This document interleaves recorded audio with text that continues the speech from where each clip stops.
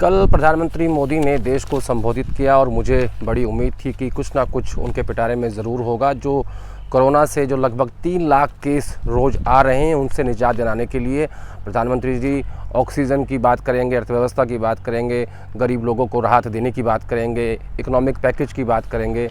लेकिन उन्होंने कल कोई ऐसी बात नहीं की। दरअसल उन्होंने जो बात की वो आपको सबसे पहले बताना चाहता हूँ कि प्रधानमंत्री मोदी ने देश के नाम संबोधन में क्या कहा। उन्होंने 10-11 बातें कुल मिला के टोटल कही हैं। पहली बात कही है कि ये जो दूसरी वेव आई है इसकी जो पीड़ा है उस पीड़ा का प्रधानमंत्री जी को बहुत एहसास है। उन्होंने ऐसा कहा कि मुझे जो लोगों को तकलीफ़ हो रही है उसकी बहुत चिंता है और इस पीड़ा का मुझे बेहद दुख है और इस पीड़ा को मैं अच्छे से समझ सकता हूँ। दूसरी बात कही कि कठिन से कठिन समय को में भी आदमी को धैर्य रखना चाहिए, यानी आप लोग पेशेंस रखिए, धैर्य रखिए, आहिस्ता आहिस्ता सब ठीक हो जाएगा।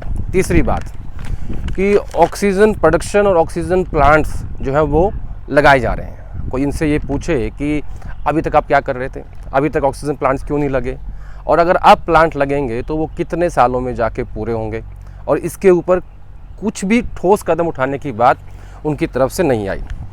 चौथा पॉइंट है कि हमारे पास दुनिया की 2 वैक्सीन है जिससे हमने सबसे बड़ा टीका उत्सव मनाया है। टीका उत्सव की जानकारी आप सबको है कि टीका उत्सव में क्या हुआ है, क्योंकि गवर्नमेंट हॉस्पिटल्स में वैक्सीन अवेलेबल ही नहीं है। बहुत से लोग ऐसे हैं कि जिन तक सेकंड डोज नहीं पहुंच पाया है, और लगभग 10 से 12 करोड़ के बीच में ही अभी तक टोटल वैक्सीन हिंदुस्तान के लोगों को मिली है। इसके बाद 1 मई के बाद से 18 साल से ऊपर के व्यक्ति को सबको टीका लगाया जाएगा। लेकिन ये आपने तब माना जब विपक्ष ने आपको ये कहा कि आप सिर्फ 45 साल से ऊपर के आयु के व्यक्तियों का ही क्यों टीकाकरण कर रहे हैं। हमारे देश में जो बड़ी संख्या है वो युवाओं की है। डॉक्टर मनमोहन सिंह ने कहा, राहुल गांधी ने कहा, तब जाके उनका मजाक भी उड़ाया और बाद में इस बात को एक्सेप्ट भी किया, और 1 मई से 18 साल के ऊपर के व्यक्ति को टीका लगेगा। ये बात भी प्रधानमंत्री ने अपने भाषण में कही। इसके बाद उन्होंने कहा कि हमें आर्थिक गतिविधियों को प्रभावित होने से रोकना है और लॉकडाउन हमें नहीं लगाना है। तो जो दिल्ली में लॉकडाउन है, जो महाराष्ट्र में लॉकडाउन है, ये सब फैसले जो हैं मोदी जी ने अब स्टेट गवर्नमेंट्स को दे दिए हैं, ताकि स्टेट गवर्नमेंट ही अपना फैसला करें कि उनको लॉकडाउन लगाना है नहीं लगाना है। क्योंकि इस बार अगर अर्थव्यवस्था बैठती है तो इसका सीधा असर पड़ेगा, और प्रधानमंत्री नहीं चाहते कि उनके ऊपर लोग उंगली उठा के ये कहें कि भैया मोदी जी आपने ये क्या कर दिया। तो इसलिए इस बार मोदी जी पहली बार टीवी पे आए और उन्होंने जो संबोधन किया वो फर्स्ट टाइम किया। लेकिन जब आपको याद होगा पिछले साल जब लॉकडाउन लगा था 24 मार्च 2020 को, तो वो हर तीसरे दिन टीवी पे आकर देश को संबोधित करते थे, कहते थे कि भैया हमें थाली पीटनी है, हमें ताली बजानी है, हमें फ़ोन की टॉर्च दिखानी है। ये सब उन्होंने लोगों से करवाया, लोगों ने किया भी।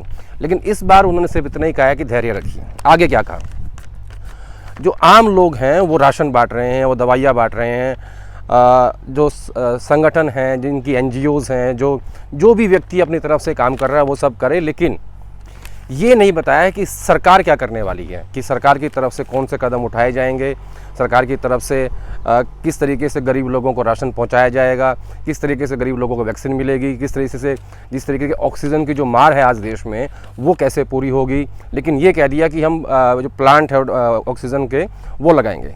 इसके बाद जो युवा साथी हैं वो कोविड में अनुशासन का पालन करें, अपने घर के लोगों को समझाएं।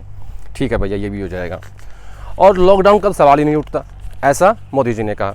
अब आगे एक खास अपील की मोदी जी ने अपने बाल मित्रों से, कहा कि घर में ऐसा माहौल बनाइए कि अगर बाहर काम ना हो तो कोई भी व्यक्ति घर से बाहर ना जाए। ये काम भी बाल मित्र करेंगे, युवा जो है वो अनुशासन ठीक करेंगे, NGO जो है वो राशन बांटेंगी। लेकिन सरकार क्या करेगी, इस बात का कोई जिक्र नहीं था। लॉकडाउन को अंतिम विकल्प मानकर चलें, ऐसा किसने कहा, प्रधानमंत्री जी ने, कि जब भी राज्य सरकार जो लॉकडाउन लगाएगी वो ये माने कि लॉकडाउन जो है वो अंतिम विकल्प है, इस बार हम लॉकडाउन लगाना नहीं चाहते हैं। अब देखिए ध्यान से कि किसी भी राज्य में, झारखंड हो, महाराष्ट्र हो, दिल्ली हो, किसी भी राज्य में लॉकडाउन शब्द का इस्तेमाल ही नहीं किया गया है। कहीं कर्फ्यू है, कहीं कुछ और है।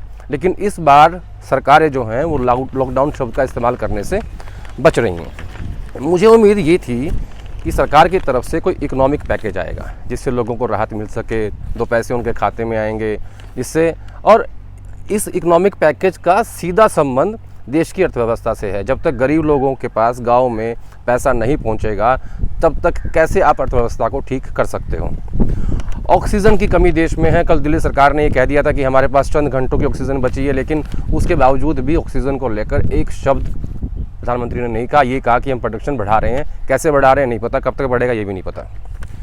इसके अलावा प्राइवेट कंपनियों को ये जो अधिकार दिया गया है कि वो वैक्सीन के जो पैसे हैं वो खुद ही तय करेंगी, इस बात को लेकर जब 1 नेशन 1 टैक्स, 1 नेशन 1 इलेक्शन की बात मोदी जी करते हैं तो 1 नेशन 1 प्राइस की बात क्यों नहीं की? क्यों नहीं कहा कि देश के सभी नागरिकों को एक ही दाम पर वैक्सीन मिलेगी? और जहाँ तक मुफ्त देने की बात है, गरीब और मध्यम वर्गीय परिवार, उस बात का भी जिक्र उन्होंने अपने संबोधन में नहीं किया। अब बार बार कहा कि धैर्य रखिए। अब बात जो सबसे बड़ी खबर है वो मैं बताऊंगा आखिर में। 1.1 मिलियन रेमडेसिविर जो इंजेक्शन है ये पिछले 6 महीने में सरकार ने विदेश भेज दिया, एक्सपोर्ट कर दिया, लोगों को भेज दिया। हमारे पास नहीं है। 1.1 मिलियन डोज इंजेक्शन जो है रेमडेसिविर का वो भारत सरकार ने विदेशों में एक्सपोर्ट कर दिया। दूसरा, 6 करोड़ वैक्सीन मोदी जी ने बाहर भेज दी, विदेश में भेज दी, एक्सपोर्ट कर दी।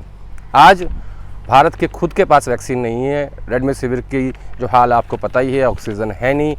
तो कुल मिलाकर मोदी जी के संबोधन का जो सार है वो ये है कि सवारी अपने सामान की खुद जिम्मेदार है। यानी सब काम आप लोग करो, आगे बढ़ो, युवा आगे बढ़ें, बाल मित्र करें, संस्थाएं करें, गरीब लोगों को राशन दो, एक दूसरे की मदद करो। लेकिन भारत सरकार क्या करेगी, इस बात का कोई जिक्र उनके संबोधन में नहीं था। 19 मिनट का सार पीएम के भाषण का, सवारी अपने सामान की खुद जिम्मेदार है।